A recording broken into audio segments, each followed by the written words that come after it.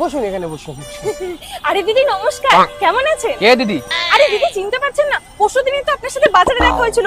আপনার কমলা লেবুর মতো বাচ্চাগুলোকে পাতি লেবু খাওয়াচ্ছিলেন। আর দাদা কেমন আছে?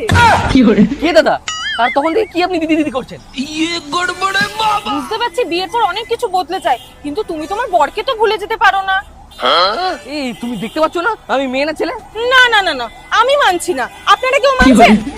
আমারও একটা কাকি ছিল, তারও দাড়ি গোঁফ বেরোতো, কিন্তু সে মেনে নিত সে লেডিস। কিন্তু আপনি মানছেন না কেন বলুন তো?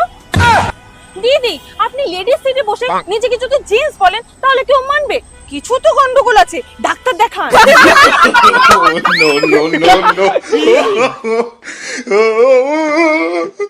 দিদি ওই দাদারও তো প্রবলেম থাকতে পারে না, তা উনি লেডিস সিটে বসে কি এমন ভুল কাজ করেছে বলুন? ব্যাপারটা শুধু লেডিস সিটের জন্য না, আপনাদের মতো ছেলেরা মেয়েদের